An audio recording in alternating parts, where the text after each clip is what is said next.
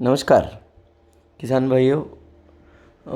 फिर एक बार बहुत दिन के समय के बाद अपना लास्ट सीएमवी के बारे में बहुत सारी चर्चाएं हुई, कुकुम्बर मोज़ैक वायरस के बारे में। उसके बाद अभी वापस जो हालात बने हुए हैं, इन हालात को अगर देखते हैं तो एक जो बात समझ में आ रही है उसमें हाल ही में इस साल एक जो नया पर्व चल रहा है, बारिश लगातार हो रही है, बहुत समय से हो रही है और बारिश के बीच में बादल भी छाते रहते हैं। बारिश धीरे धीरे शुरुआती स्टेज में कम आई तो उससे ज़मीन के ऊपरी ऊपरी हिस्से में पानी का बहाव बढ़ता गया, ज़मीन के अंदर के हिस्से तक पानी भरता गया और बाद में बारिश ने जो जोर पकड़ा है उसकी वजह से पानी बहने का सिलसिला बढ़ता रहा। ऐसे समय में केला हो, पपैया हो या बड़े कोई जो सालाना क्रॉप होते हैं उसमें सबसे बड़ी दिक्कत जो आती है वो दिक्कत क्या है? तो सबसे बड़ी दिक्कत रहती है इन सारी चीज़ों में कि इनके जो ज़मीन के अंदर जो रूट होते हैं, इसमें दो प्रकार के मूलियाँ होती है, जड़ें होती है दो प्रकार की। एक जड़ें होती है वो सपोर्ट करने का काम करती है, प्लांट को खड़ा रखने का काम करती है, और दूसरी जो जड़ें होती है वो अनाज उठाने का यानी न्यूट्रिशन अपटेक करने का काम करती है। ये तो सारी जड़ें हैं। इस सारी जड़ों को डेवलप होने के लिए दो चीज़ों की ज़रूरत होती है। एक होती है ऑक्सीजन और सबसे ज़्यादा ज़रूरत होती है इनको ऑक्सीजन के साथ न्यूट्रिशन का बहाव। तो अभी ज़मीन में जैसे जैसे जैसे पानी बढ़ता जाता है वैसे वैसे वैसे ज़मीन से हवा बाहर निकल जाती है। जैसे हवा बाहर निकलती है, ज़मीन के अंदर की जो ग्रेविटी होती है, जो जिसको हम गुरुत्वाकर्षण बोलते हैं, हर चीज़ जैसे ऊपर उछालते हैं तो उस चीज़ को नीचे गिरती है। इसको गुरुत्वाकर्षण बोलते हैं, ग्रेविटी बोलते हैं।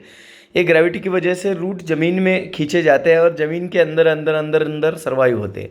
लेकिन जैसे ही पानी बढ़ता है ज़मीन में और ऑक्सीजन बाहर आता है, ये जड़ें ग्रेविटी न्यूट्रल होने की वजह से, पानी बाहर आता है तो अंदर जाता है तो हवा बाहर आती है और ग्रेविटी न्यूट्रल होती है और ग्रेविटी जैसे ही न्यूट्रल होती है वैसे ही ये जड़ें ज़मीन के ऊपरी हिस्से में आके गिर जाती है।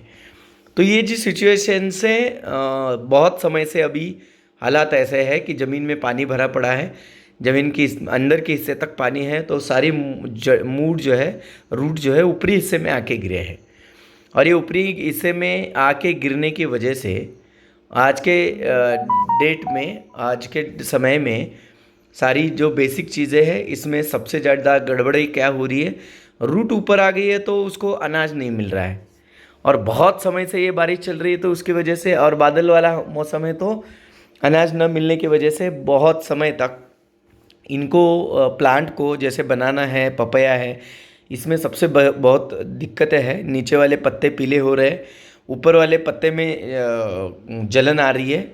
जैसे आप देख पा रहे हो तो ये निचला ऊपर वाला पत्ता जो है इसमें देखो आप कि पूरा जलन आ रहा है, नीचे पानी भरा पड़ा है।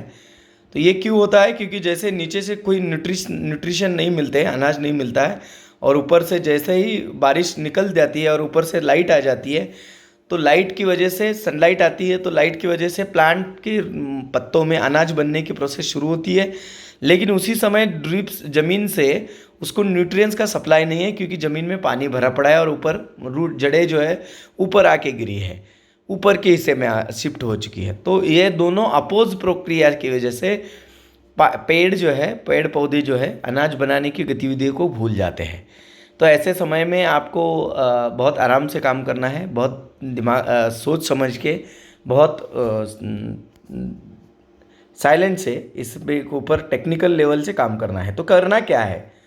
तो धीरे धीरे अगर आप इसके ऊपर ध्यान नहीं दोगे तो बाद में बहुत समय तक वो ट्रबल करता रहेगा, वो स्ट्रेस में चला जाएगा प्लांट, और स्ट्रेस में चला जाने के बाद उसको ऑक्सीजन ज़मीन में ना मिलने के बाद मूलियाँ बंद, रूट जड़ें बंद होगी, जड़ें बंद होने के बाद अनाज नहीं मिलेगा, अनाज नहीं मिलने के बाद वो रूट से यानी जड़ों से खाना उठाएगा, जड़ों के बॉडी के अंदर पड़ा हुआ खाना उठाएगा, उसके बाद गांठ में से खाना उठाएगा, गठन से खाना उठाएगा, गांठ का खाना खत्म होने के बाद वो स्टेम यानी जो स्टेम बोलते हैं, थर्ड बोलते हैं, उस थर्ड से खाना उठाएगा, फिर वो पत्तों में आएगा और फिर इन्फेक्शन बैठ के वो सडन चालू हो जाएगी।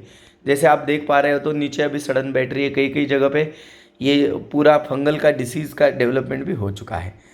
तो ये दिक्कत आने वाली है कई जगह पे। अभी जहाँ पे बारिश पानी भरता नहीं है लेकिन बहुत समय से बारिश है, तो वहाँ पे ऐसा जो पत्ते हैं बहुत नज़दीक नज़दीक नज़दीक नज़दीक सारे आ रहे हैं, यानी उसमें गैप जो बनना चाहिए वो गैप नहीं बना है। पूरे एक ही जगह पे सारे पत्ते आ रहे हैं। 4 इंच पे एक पत्ता आना चाहिए, वो 2-3 आधा आधा इंच पे भी पत्ता नहीं आ रहा है। ये सारी चीज़ों से आने वाले समय में उत्पादन में बहुत सारा घटोतिया हो सकता है और प्लांट बायोलॉजिकल स्ट्रेस में चले जाएगा और ग्रोथ जो है वो सफ़र में जाएगी। तो हर चीज़ लेट हो जाएगी, क्वालिटी भी नहीं रहेगी, क्वांटिटी भी नहीं रहेगी। ये सारी चीज़ों से आपको बाहर आना है तो बहुत टेक्निकल लेवल पे काम करने की आवश्यकता आज के समय में दिख रही है। और वो टेक्निकल लेवल का काम कैसे किया जा सकता है, जैसे सबसे पहले आपको बेड से पानी हटाना है। तो बेड में पैग 1 लीटर पर एकड़ यानी पर 1000 प्लांट पे, और उसमें अल्कोहल लेना है 300 ml। जो अल्कोहल और पैग यानी एसिड स्लरी इकट्ठा होती है तो पेनिट्रेशन एक्शन बढ़ती है, और जैसे ही बेड में वो सॉल्यूशन चला जाएगा 50 लीटर पानी लेके 1 लीटर पैग और 1 लीटर अल्कोहल 500 ml अल्कोहल, और उसमें आपको नीम ऑयल डालना है 200 से 250 ml। और ये चीज़ ड्रिप से छोड़ के 4 से 5 दिन रुकना है। जैसे आप 4 से 5 दिन रुकोगे तो वापस मैं रिपीट करता हूँ, 1000 छोड़ पे एक अल्कोहल लेना है आपको 500 ml, 1 लीटर पैग और 250 ml नीम ऑयल, और आपको WD सल्फर वाटर डिस्टेंबल्स ग्रैन्यूल सल्फर जो आता है वो आपको डालना है उसमें 500 ग्राम। इनका सॉल्यूशन बना के आप ड्रिप से छोड़िए। जैसे ही बेड ड्रिप से छोड़ेंगे ज़मीन के अंदर पानी, मिट्टी के कणों में जहाँ जहाँ भी पानी फंसा हुआ है, ये सारा फंसा हुआ जो पानी है ये अपने आप बहना चालू हो जाएगा, अटका हुआ पानी। क्योंकि पेनिस्ट्रेशन एक्शन जो है वो बढ़ जाती है, सरफेस टेंशन टूट जाता है और पानी बहता है। तो बेड 2 से 3 दिन में पूरी तरह से कड़क हो जाता है। फिर ज़मीन के निचले हिस्से में भी हवा का बहाव बनना चालू हो जाता है। फिर जैसे ज़मीन खुली हो जाती है आपको उससे ड्रिप एप्लीकेशन की शुरुआत करनी है। मैं आपको ड्रिप एप्लीकेशन का शेड्यूल दिखाता हूँ, लेकिन उसी समय में आपको ज़मीन में पानी ज़्यादा है और पेड़ पौधों को खाना खुराक की ज़रूरत है। जैसे हम बीमार गिरते हैं तो हमें एक बोतल चढ़ाई जाती है, IV लगाया जाता है। तो ये IV बहुत बड़ा काम करता है, जैसे ब्लड को पतला रखना और साथ ही साथ ज़मीन बॉडी के अंदर के जो साल्ट लेवल है उसको भी मेंटेन करना, जिससे बॉडी स्टेबल होती है। ऐसे ही आज के डेट में ये बहुत समय से खाना ना मिलने की वजह से जो स्ट्रेस है इसको हम कम करेंगे तो पेड़ अपना खाना खुद बनाने की प्रोविज़न स्टार्ट करेगा। तो इसके लिए हमें क्या करना है, तुरंत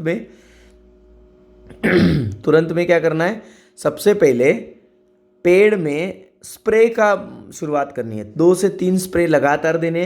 ये स्प्रे क्या करेंगे, प्लांट के अंदर बॉडी में फंगस की जो डेवलपमेंट है वो रोक देगा। साथ ही साथ इसमें जो स्ट्रेस बैठ रहा है इस स्ट्रेस को भी निकाल फेंकेगा। जैसे स्ट्रेस और रिडीम न्यूट्रिशन जिसको अगर तुरंत मिलते हैं तो उसमें पूरी तरह से पेशियों की मल्टीप्लिकेशन स्टार्ट होगी, RNA चेन डेवलप होगी। और मल्टीप्लिकेशन और RNA चेन अगर डेवलप होगी तो बॉडी में बहुत सारे डेवलपमेंट की शुरुआत हो जाएगी और आराम से बॉडी ग्रो होना शुरू हो जाएगी। उसी समय में आप ड्रिप से भी सपोर्ट करेंगे तो अपने आप दोनों तरह से जो प्लांट की जो ग्रोथ है वो होना शुरू हो जाएगी।